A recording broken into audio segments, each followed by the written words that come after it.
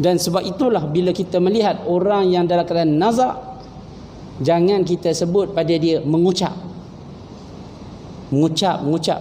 Tak betul. Terus ajarkan kalimah la ilaha illallah. Asyhadu an la, syahadatain itulah. Ya, ataupun la ilaha illallah, ataupun Allah, supaya dia dapat mengingat balik. Ini bila kita tengok dia tengah nazak, mengucap. Lala dia pun mengucap. Ya, dia kata, oh ni mati tadi mengucap. Mengucap perkataan bukan perkataannya. Kita nak syahadah. Sebab itu banyak di kalangan kita bila ziarah orang mati kita banyak menyembang. Patutnya bila berhadapan dengan orang sakit, ketika itu lafazkanlah bacaan-bacaan Al-Quran, zikir-zikir. Paling mudah ialah syahadatain, supaya itulah antara cara orang Islam untuk mengikat akidah sebelum terlepasnya daripada jasad, rohnya keluar daripada jasad. Ya, kita kadang-kadang ialah memang kita nak tahu perkabarannya, tetapi kalau kita tengok gayanya nazak, kalau duk sengih-sengih, senyum-senyum, boleh makan sepinggan dua, tak apa lagi. Tapi kalau tuan-tuan tengok dah senyap, mata pun pejam tak pejam, bisikkan di telinganya la ilaha illallah. Beri kata-kata semangat. Jangan cakap mat, kau ni Jumaat 2 kali Jumaat padam. Jangan kata gitu. Ya, pergi dekat dia, insya-Allah selamat. La ilaha illallah, ikut suruh dia. Ataupun kita baca Yasin. Yang ni memang Nabi suruh tuntut.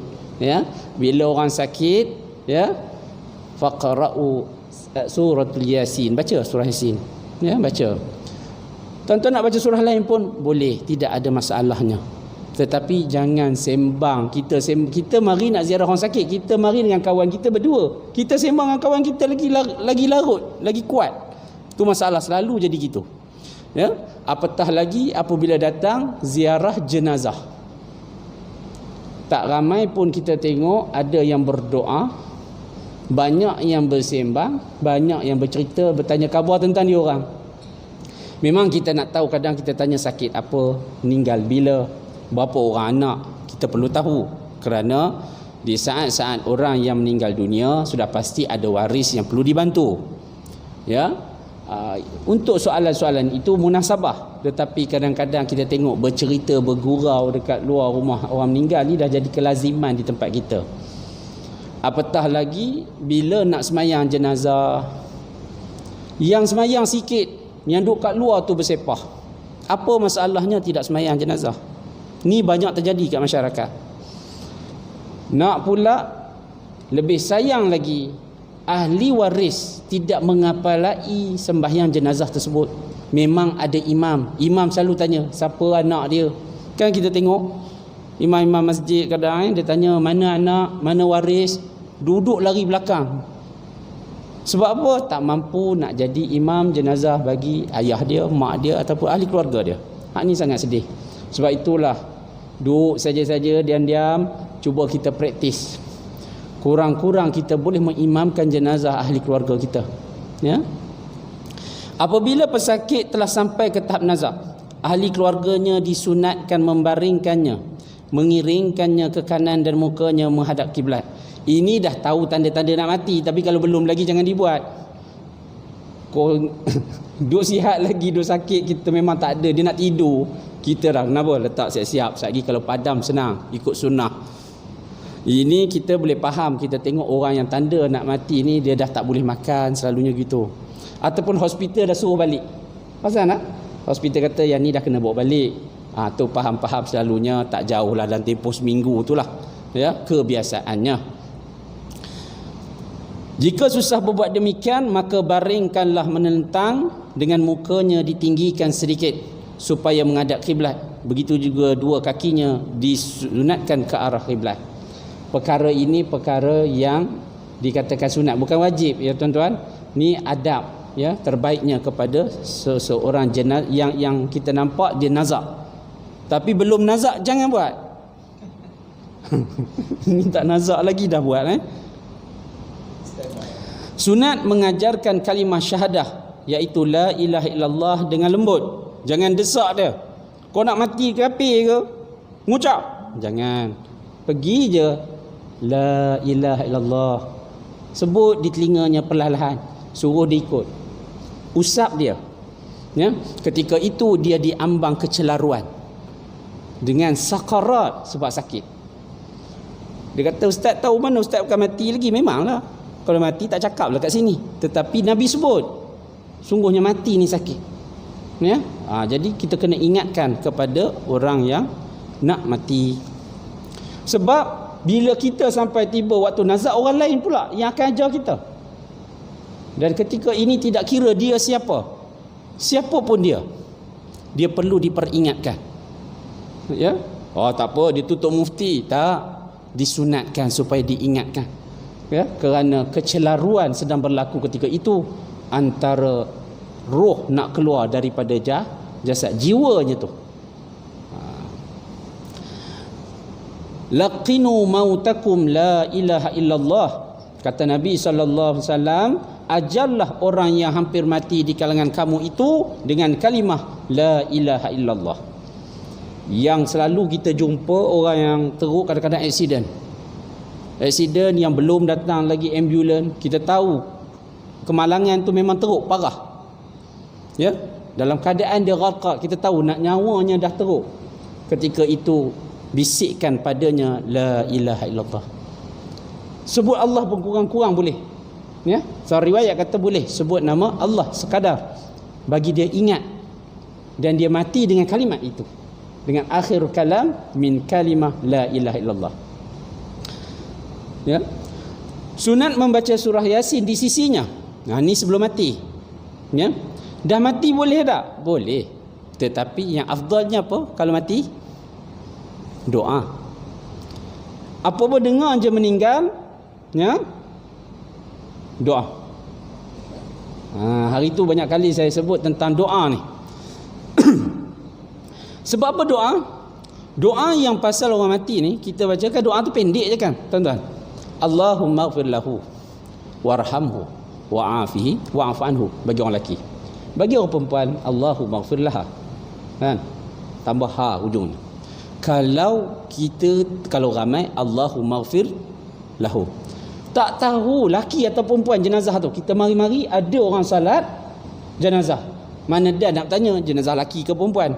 Kalau kita nampak kedudukan imam, maka kita boleh tahu sama ada dia lelaki atau perempuan. Tetapi imam pun kita tak nampak duduk belah mana. Jadi ketika itu, apa yang diajarkan ialah Allahumma ighfir lahu. Jadi Allahumma ighfir lahu tu tak kira laki ke perempuan, boleh. Tak perlu nak bertanya. Tu beza orang yang mengaji dengan orang tak mengaji. Tak payah nak bertanya. Kadang-kadang kan kita pergi singgah masjid, singgah mana-mana, ada orang sembahyang jenazah. Jangan tuan-tuan tak ambil peluang, berhenti. Kalau nampak kita pun baru lepas solat, ada orang kan, kadang-kadang kita berhenti masjid, berhenti kampung, kebetulan ada jenazah yang sedang nak disolatkan. Solatlah sekali. Ya. Kita pun tak tahu siapa yang meninggal ni, orang kampung mana, kita pun tak tahu, laki ke perempuan. Allahumma ighfir lahu. Ya. Baik. Sunat bagi pesakit yang merasai tanda-tanda awal kematiannya, iaitu sakaratil maut, terbaik bersangka terhadap Allah Azza wa Jalla. Maknanya kita pertama sekali pada diri kita, pada orang yang sakit dah lama, sakit teruk dah lama, pertama kita kena ajar dia bersangka baik. Kalau jadi pada kita, kena bersangka baik. Sebab selama mana dalam keadaan kita sakit, Allah ganjarkan kita pahala. Ya, ingat, orang yang sakit diberi pahala. Sebab itu kena redha, kena terima. Di samping kita merawat sakit tersebut, sakit yang ada pada diri kita Allah ganjarkan dengan pahala. Jangan dianggap sebagai kekurangan. Itu bezanya. Sebab itu kita kena ajar diri kita. Dalam Islam mengajar, dalam Islam banyak mengajar kena erti syukur. Syukur. Ya, kadang-kadang kita rasa kita sakit paling teruk, rupanya ada lagi orang teruk daripada kita. Kita boleh berjalan, ada orang tak boleh berjalan. Kita tak boleh berjalan, ada lagi orang bukan sekat tak boleh berjalan. Ya, semua tak boleh. tak boleh mendengar, tak boleh melihat dan sebagainya. Lagi ramai kekurangan daripada kita. Sebab itu apa yang terdapat pada kita kena letakkan syukur. Baik. Bersangka baik dengan Allah Azza wa Jalla dan melupakan segala dosa maksiat sambil mengingati dirinya menghadap Allah Azza wa Jalla. Maksudnya ialah, pertama sekali, jangan berhenti lidah kita untuk memohon keampunan pada Allah. Sebab itu kita kena ingatkan orang yang kadang sakarat ni, orang yang dalam keadaan sakit yang berpanjangan, kadang-kadang bila kita tengok dia tu, kita kena ingatkan. Kita suruh dia beristighfar, suruh dia minta ampun, dan kita juga minta mudah-mudahan Allah ampun dosa dia dan ampun dosa kita. Sebab itu tuan-tuan, kalau melihat dari segi sirahnya, apabila para sahabah diberitahu kepada Nabi sallallahu alaihi wasallam ketika nak buka Fathul Mekah, Nabi berpesan supaya haji kali ini jangan dibawa kanak-kanak, di kalangan wanita, orang tua-tua. Barangkali perginya kita buat haji, nak pergi ni mungkin boleh berlaku peperangan. Jadi Nabi kata standby, bawa ni yang gagah perkasa je. Pesan kepada Umar Al-Khattab. Bila pergi, ya, dengan izin Allah, peristiwa Fathul Mekah berlaku, maka tak jadi peperangan. Nabi masuk ke kota Mekah, dan ketika itu musim haji. Dan Umar Al-Khattab dia bawa seorang budak. Budak itu namanya Ibnu Abbas. Ya, Ibnu Abbas. Ibnu Abbas ni tuan-tuan, sejarahnya bagaimana? Dia ni daripada ahli Mekah. Maknya nama Fudail. Ketika mana Islam diboikot sebelum berlakunya hijrah yang kedua, kena boikot 3 tahun. Orang Islam tak boleh berniaga, kalau boleh niaga pun sesama dia, tidak dapat apa manfaat bantuan, diputuskan hubungan sosialnya dengan orang Islam ketika itu. Dan ketika mana Fudail ni dia buat tawaf sunat di Kaabah, Nabi tengok dia. Nabi kata, kamu dalam keadaan mengandung. Fudail ni perempuan ya, bukan lelaki. Fudail kata, mustahil untuk mengandung dalam keadaan kita diboikot, dalam keadaan krisis ekonomi. Mustahil. Tapi Nabi telah diberitahu dengan wahyu. Nabi kata kamu mengandung. Ya betul, memang mengandung. Nabi kata anak ni nanti bawakan kepada aku. Lahir je anak ni bawa. Maka bila tiba saat Fudail ni melahirkan anak, maka anak ni dibawa kepada Nabi, dan Nabi tahnik budak ni. Allahumma faqihna fid din wa 'allimna ta'wil. Nabi baca doa ni. Dan budak itu ialah Ibnu Abbas. Apa yang ada kemahiran kepada Ibnu Abbas? Wa 'allimna ta'wil. Ibnu Abbas, tuan-tuan tengok kalau baca tafsir, semua banyak riwayat pada Ibnu Abbas. Ibnu Abbas ni sejak kecil lagi, remajanya, ketika mana penurunan wahyu, dia lebih memahami penafsiran ayat tersebut. Nabi terang tu dia faham lebih. Dia tak faham macam orang lain. Kelebihan yang ada padanya, ya, yang Allah makbulkan doa Nabi. Sebab itu tuan-tuan, dapat anak, dapat cucu, ya, tahnik. Tahnik ni pula nak kena beritahu. Selalu orang taruh tahnik ni sampai berapa hari? 7 hari, 10 hari. Yang 7 hari tu yang sunnahnya ialah diberikan nama, dicukurkan dan dilaksanakan akikahnya. Tetapi tidak tahnik. Tahnik ni lahir-lahir, sebelum dia minum susu ibu dia, tahnik selalu. Siapa kena buat? Bapak dia, bapaknya, ya, pandai buat anak, pandailah tahnik anak, ya. Begitu juga kalau tak ada datuknya, ya, maka menjadi asbab bawa kepada orang alim. Mudah-mudahan keberkatan orang alim tadi dapat kepada budak ni. Tapi afdalnya ialah ibu bapanya, bapaknya sendiri, ataupun datuknya, ya, datuk pada cucu ni. Bukan susah tahnik tuan-tuan. Bila kita selalu subkon, kita ni suka sub kat orang. Termasuklah bab jenazah, suka sub. Mandi jenazah sub dekat masjid, hospital, kecuali lah kemalangan yang teruk, hospital dia terpaksa uruskan. Ya, sebab selepas operation tu kadang-kadang bila bawa balik takut fasiliti di masjid tu tak lengkap, air pelan, pressure dan sebagainya. Kadang-kadang yang kematian berkaitan dengan aksiden, kemalangan ni ataupun jenis-jenis kecelakaan yang kena kepada jenazah ni, kadang-kadang hospital yang lebih layak uruskan, tengok pada kes. Tapi kalau mati biasa-biasa, kita ambil lah untuk kita uruskan mandinya. Tapi kita selalu subkon dekat masjid, AJK dan sebagainya. Anak-anak ataupun waris tidak ambil bahagian. Hak ni tak betul. Begitu juga salat jenazahnya, begitu juga kafannya. Begitulah sehingga nak mengembumikannya. Tak ada. Tapi nak bila faraid, tuntut reta, muka duduk depan sekali. Ini yang berlaku. Jadi sebab itulah kita didik anak kita daripada kecil. Belajar berdoa. Sebab tu Allahumma ghfir lahu. Allahumma ghfir li wa liwalidayya. Nabi ajar. Ya. Kalau Allahumma ghfir li wa liwalidayya. Allahumma ghfir lana wa liwalidina. Ramai jamak. Jadi kita kena sentiasa memahami bahawa benda ni jangan disuruh orang lain. Waris kena buat. Balik kepada sirah tadi. Apabila Nabi tahnik Ibnu Abbas, dan Ibnu Abbas ini mahir di dalam ilmu Al-Quran, sama ada dalam tafsirannya, dari segi ayat ahkamnya, dia mempunyai kemahiran memahami, cukup mahir, sehingga kan dia boleh menafsirkan ayat-ayat yang tersembunyi. Bukan maksud ayat itu, makna-makna yang tersembunyi yang orang tidak tahu. Dan bila orang rujuk kepada Rasulullah, Nabi kata sadaqtah, betul, yang dia kata tu betul. Sampai begitu. Jadi nak jadi ceritanya tuan-tuan, bila malam ma'bid di Muzdalifah, ya, bila bermalam di Muzdalifah, ni kan haji kan, orang berma'bid di Muzdalifah, ketika itu turunnya ayat, ya, iza jaa nasrullahi wal fath,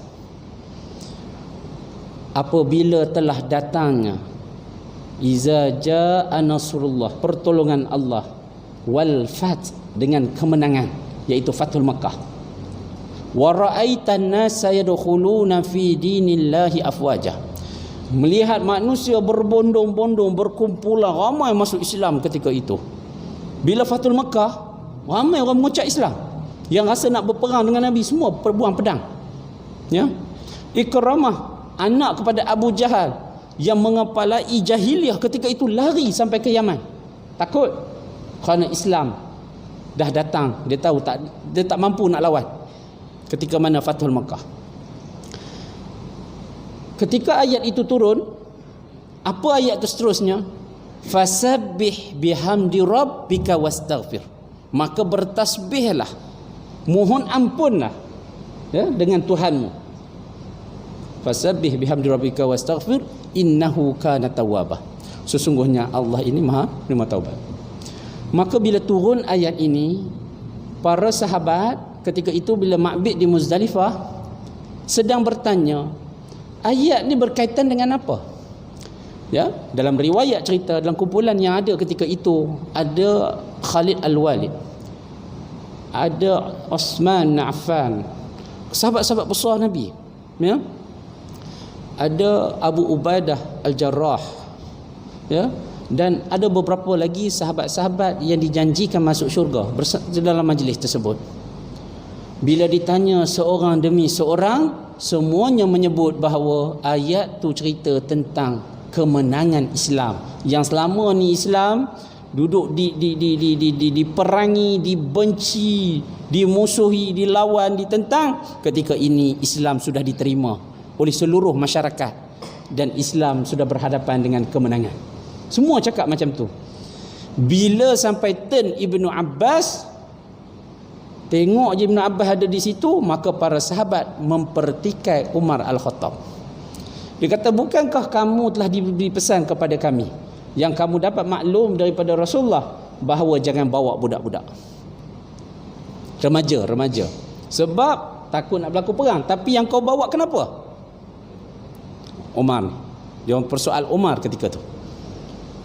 Maka dalam persoalan sedang tergantung begitu, Ibnu Abbas menjawab, dia kata ketahuilah bahawa ayat tadi yang turun tadi, yang baru sekejap tadi, sebab tu surah An-Nas tu, bukan An-Nas, An-Nas, iza jaa nasrullahi wal fath, antara ayat yang terakhir diturunkan sebelum Nabi wafat.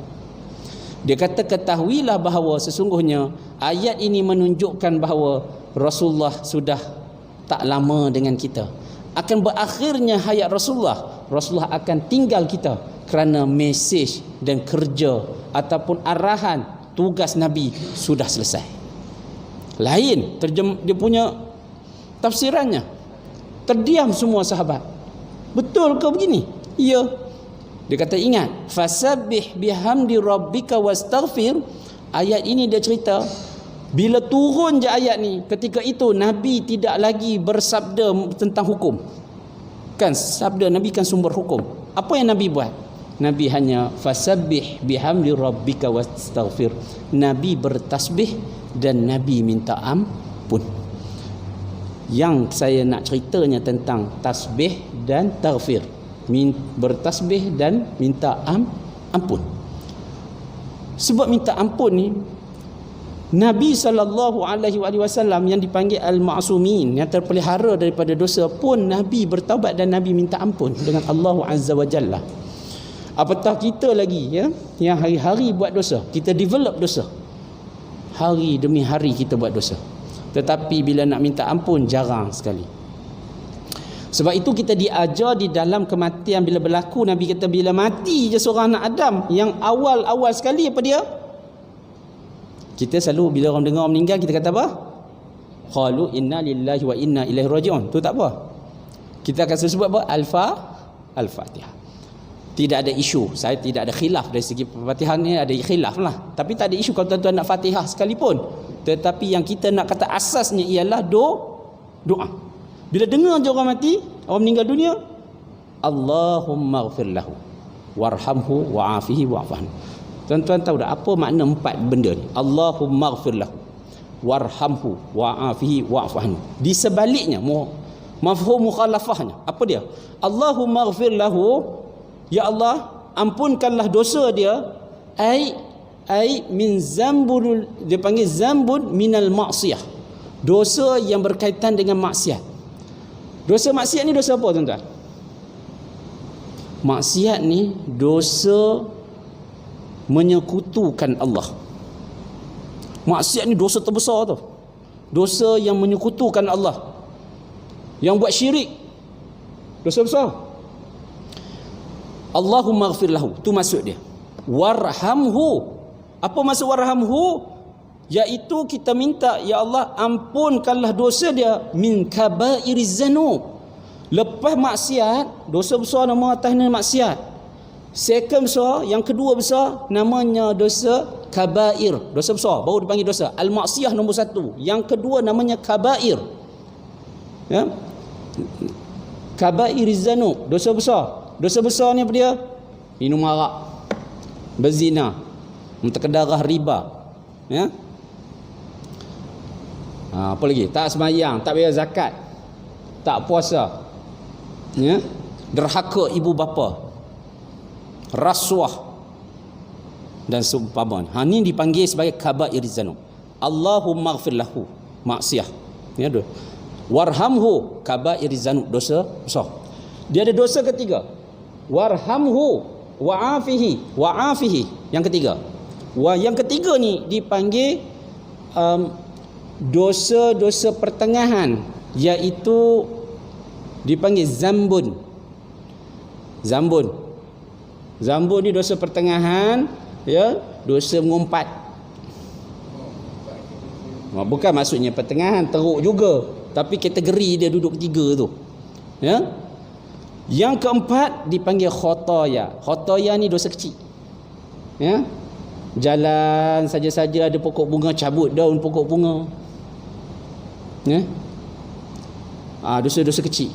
Maknanya di dalam doa yang Allahumma ghfir lahu warhamhu wa'afihi wa'fu anhu, kita kata ya Allah ampunkanlah dosa jika dia ada dosa yang bawa pada maksiat, dosa besar.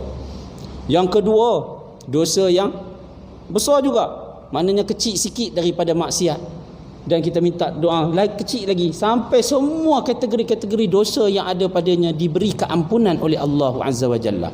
Nah tu sebab tu suruh doa hak tu dulu. Lepas tu tuan-tuan nak baca Yasin ke, nak baca apa ke, bacalah, ya. Sebab di situ terdapat beberapa khilaf di sisi mazhab al-Imam Syafi'i dengan mazhab Imam Ahmad bin Hanbal. Apa dia? Kata Imam Syafi'i, dia berpegang kepada surah An-Najm, ya. Wa inna lil insani illa ma sa'a. Dan bahawa sesungguhnya seorang manusia itu tiadalah memperolehi selain apa yang diusahakan. Sebab itu Imam Syafi'i kata hadiah, ni khilaf, khilaf.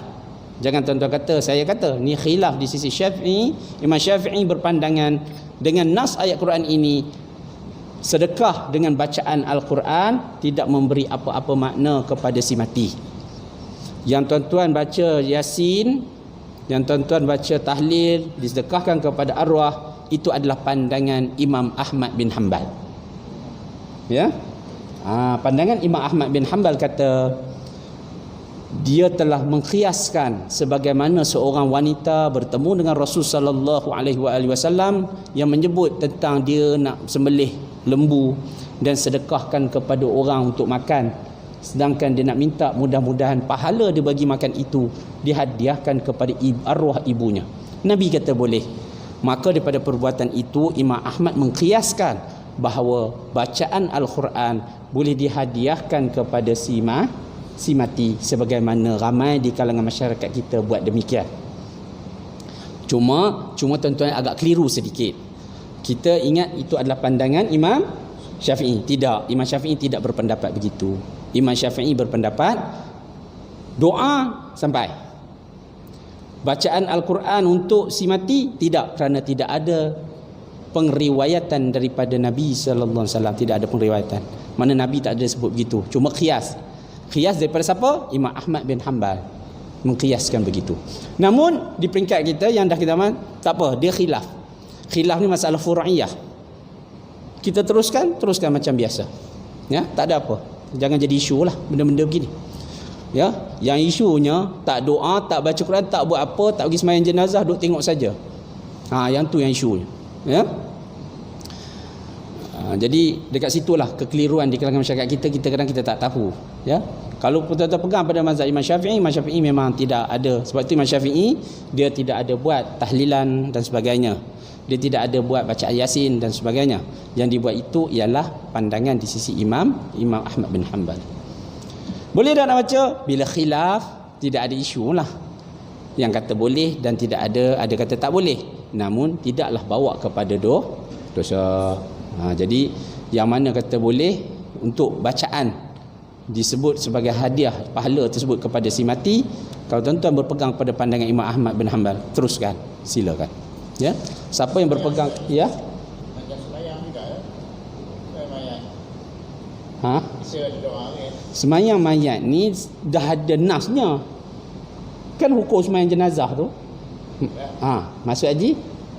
Tak, maksudnya sampai juga tu ke jenazah tu. Sembahyang jenazah tu kan sunat muakkad. Kenalah, sampailah sembahyang jenazah. Yang dimaksudkan ni sedekah bacaan Al-Quran ni. Kan kita baca-baca kan? Kita kata apa, ma'izah qara'ta sawaba apa dengan bacaan pahala ni dihadiahkan kepada tu maksud Imam Syafi'i. Hak tu dia kata tak sampai. Cuma Imam Ahmad kata sampai. Bezanya kat situ. Doa memang jelas Nabi sebut. Bila mati baca doa. Kita berdoa supaya dia diampunkan. Baca Quran supaya pahala bacaan Quran itu diberi. Mohon ampun doa kan beza. Kan? Mohon dia beri keampunan. Yang tu nak kena faham dua konsep tu.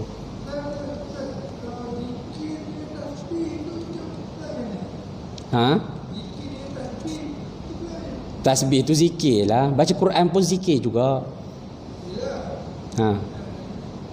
Betul? Boleh sampai kot. Gini, kan saya kata dia khilaf. Yang kata sampai pandangan Imam Ahmad bin Hanbal. Imam Syafi'i kata tak sampai. Tu je. Jadi kalau kita keliru, sebenarnya dari sisi amalan yang kita buat ini tidaklah menyalahi dari segi syarak, kerana khilaf ini barang-barang furu'iyah. Ya, furu'iyah, benda khilaf. Baik. So, belum. Perkara yang sunat dilakukan kepada muslim selepas mati. Apabila seseorang mati dan keluar roh, ya, apa yang perlu kita buat? Kalau tuan-tuan tengok mata dia terbeliak, terbuka, ya, memejamkan kedua belah matanya. Kita kena pejamkan dia. Macam mana pejam? Rentak. Dia adalah urut sikit, perlahan-lahan. Kalau tak reti jangan buat. Suruh yang reti. Sekali jadi lain. Ya. Lepas tu kena ingat, jenazah ni yang mana dah mati tuan-tuan, badan dia dah tak pegang. Maksud tak pegang tu dia tak ada grip. Perut dia tertekan sikit keluar najis.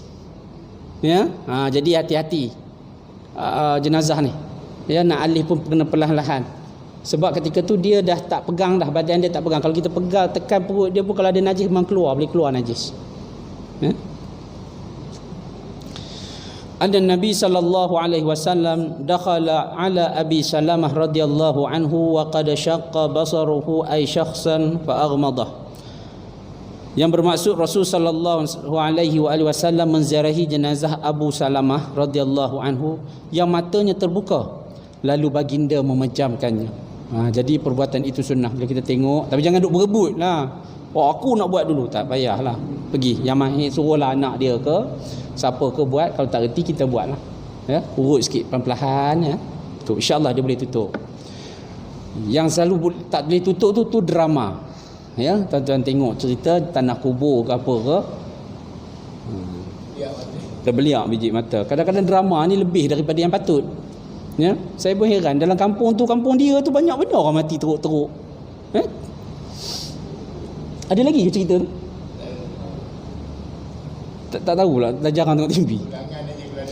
Melembutkan sendi kedua belah tangan, kaki serta anggota yang lain dengan senaman ringan.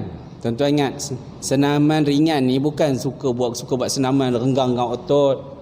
Sekadar bawa tangan dia kat mana patut letak tangan. Kalau dikiamkan. Jangan sekali kita main, oh ni kena longgar-longgar ni. Bukan itu dah. Sikit je angkat, letak, cukup. Kakinya rapatkan supaya tidak nampak keaiban. Sebab ketika mana roh nak keluar tadi sakit. Ya? Kadang-kadang sampai keluar air mata. Kadang yang terkeluar najis sekalipun. Memang ada, kena bersihkan. Meletakkan sesuatu yang berat di atas perutnya. Orang Melayu ni kadang-kadang dia letak gunting. Maksud berat tu tuan-tuan, dia takut kembung. Angin masuk. Orang kita ni banyak sangat dia punya pemahaman, oh ni nanti ada tu ada ini, macam-macam. Sebenarnya memang bila orang dah mati, ketika itu semuanya dalam keadaan tidak mengekang lagi. Ya, boleh jadi angin, boleh jadi dan sebagainya. Kadang dia boleh membuncit sedikit. Sebab tu dia kena letak benda berat. Letaklah apa-apa. Kadang-kadang orang kita letak mushaf. Tak betul tuan-tuan kita letak mushaf. Ya, kena pada jenazah tu ada najis dan sebagainya. Tak payah letak mushaf, letak je benda berat apa-apa. Ya, jangan letak radio pula. Mengagaklah, maknanya agak-agaklah letak benda munasabah. Ya. Sunat menanggalkan kesemua pakaiannya dan meletakkan mayat di atas katil atau seumpama yang tinggi daripada lantai serta menghadapkannya ke kiblat sebagaimana dilakukan kepada ketika nazak. Tugas ini hendaklah dilakukan oleh ahli keluarganya. Sebab tu sebut mahram, ahli keluarganya. Jadi sebab itu ya, bila berlaku kematian, kita kena ingat jenazah ini perlu diselia dengan baik dengan ahli waris, kerana malunya jenazah ini seperti malunya orang yang hidup. Macam mana dia malu waktu hidup, macam itulah. Ya, macam mana orang hidup malu? Jangan mudah je kita buka tengah orang ramai. Sebab itulah bila jenazah kita nak buka pakaian jenazah, yang tak patut tengok jangan tengok. Ya, ditutuplah tempat tu sikit supaya boleh dibuka pakaian.